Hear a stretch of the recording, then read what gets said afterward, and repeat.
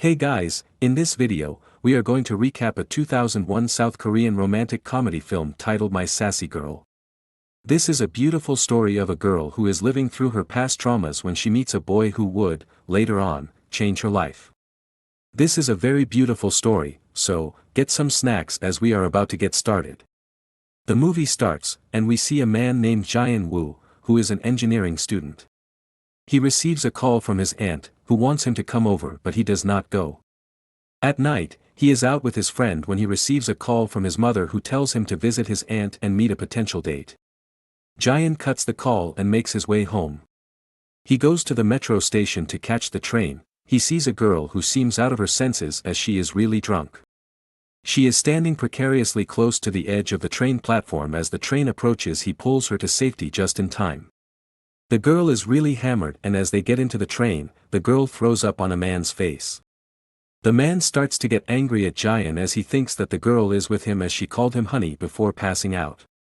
He is then forced to clean up the vomit. He then leaves her on a subway platform bench, but he cannot stop thinking about her and his conscience compels him to take her to the nearest hotel for safety.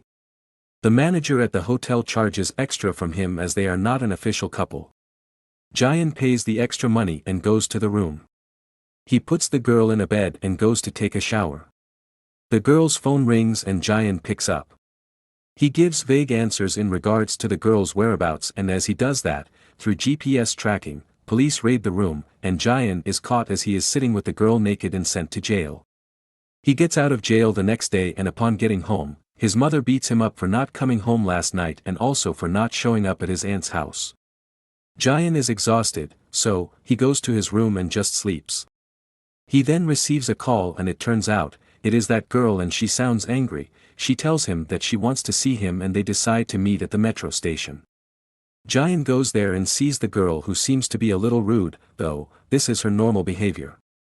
First, they go to a coffee shop where she keeps shouting at everyone, then they go to a bar where cries, admit to breaking up with her boyfriend the day before, and gets thoroughly drunk, resulting in a second trip to the same hotel. While they are there, she again throws up but Jae brings her medicine and she starts to feel better. They now start to hang out. She visits Jae Woo in college and pulls him out of class, telling the teacher that Jae Woo is the father of her soon-to-be aborted baby. They go out and hang out together. The girl makes him read one of her scripts. Jae does not really like it but he is too afraid to tell her. The girl's mood swings wildly from joyful to downright violent, but Jae Woo puts up with it and lets her abuse him for her amusement. One night, Jae gets really drunk while he is with his friends and passes out while he is on the train. Two men end up stealing everything from him and he now has no money left on him. He then sleeps at the metro station but that is not allowed, so, he ends up in jail yet again.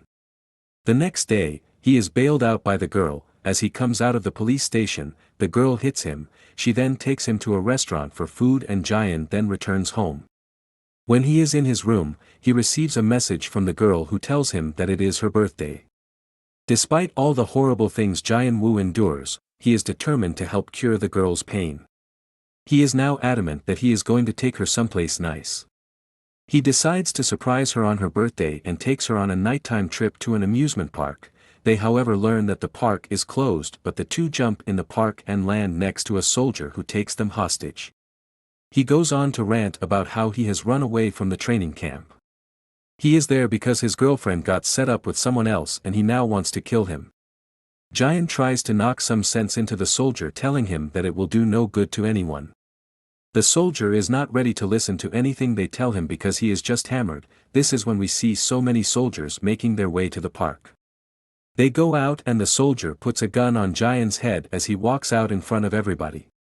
The girl sees that Jae's life is actually in danger and that it is not funny anymore, so, she tries to tell the young soldier to see reason and let the boy go.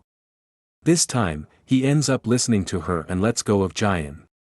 We now see that the girl and Jae Woo's relationship takes a turn for the better. Her cruel treatment of Jae Woo is her way of showing affection and the two grow closer. They now start to spend a lot of time together and become the best of buddies. She takes him to play squash and he sucks at it. He has no idea how to play and keeps getting hit again and again. She then takes him to a karate class and the same thing. Jae of course gets beaten up yet again.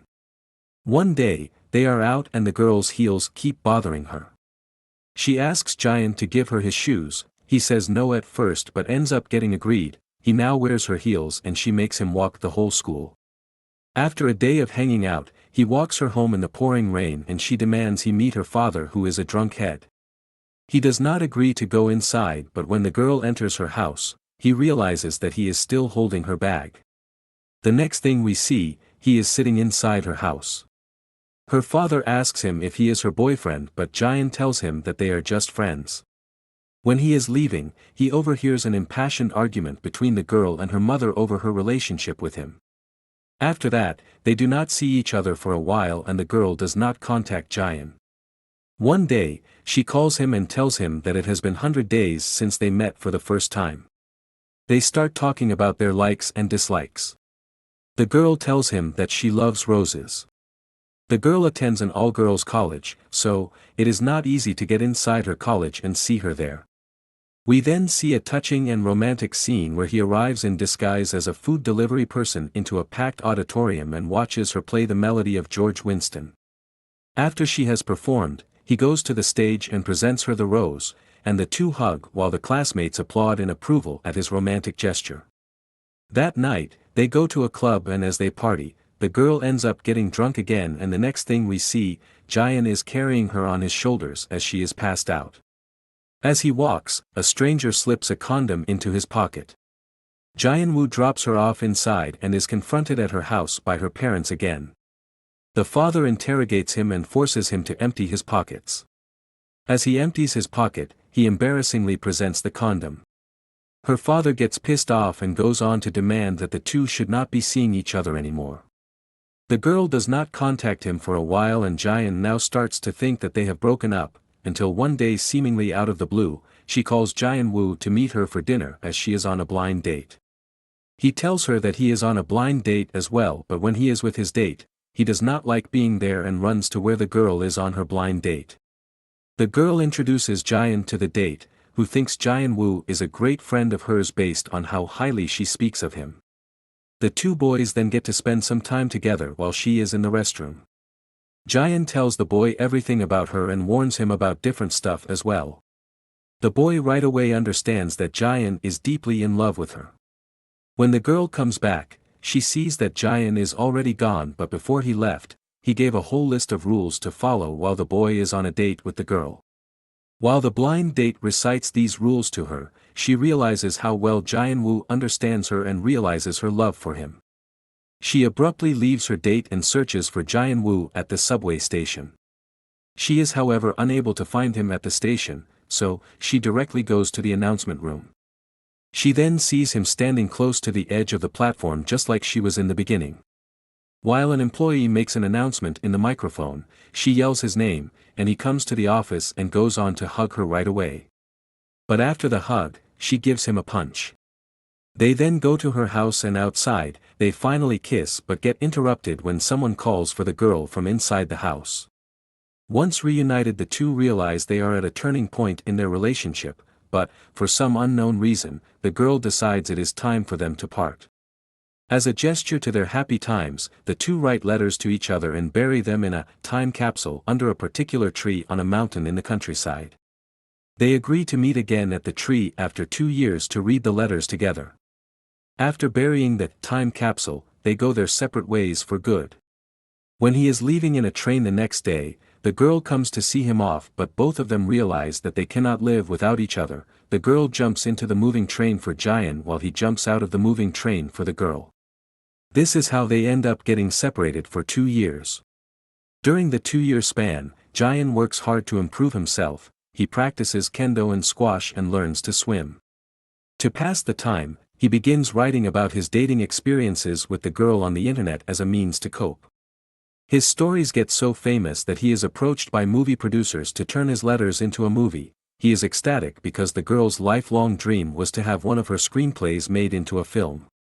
He so desperately wants to share this news with her but chooses to wait until they agree to meet. Now, 2 years have passed, Jian goes to the tree on the mountaintop, but the girl does not show up. He opens her letter and learns that her boyfriend had actually died and she has written that she has been unable to get over him. She has also written that if she does not show up on the agreed day, that means she still has not gotten over her ex. Jaein is heartbroken to learn this. After 1 year, the girl arrives at the tree. She meets an old man there, and as they start talking, he tells her that the original tree got killed a year ago, but a boy made sure to plant another one as he said it is his beloved's favorite tree and he cannot see her sad. The girl tries to call the boy but to no avail. One day, the girl is on her way to lunch with her deceased boyfriend's mother, who has planned to introduce the girl to her nephew for a blind date. The nephew arrives and it turns out to be Jaein. As it turns out, Jaein is the boy that she had been trying to introduce to the girl for years. The mother offers reasons as to why they'd be a great match for one another, but Jaein and the girl are too busy gazing into each other's eyes. The mother asks, "Do you two know each other?" The camera pans out and they are holding hands under the table. This is where the movie ends. Wow, that was quite an interesting story. Wouldn't you agree? Let us know what your thoughts are after watching it. Like and subscribe for more awesome videos like this. See you all in the next one.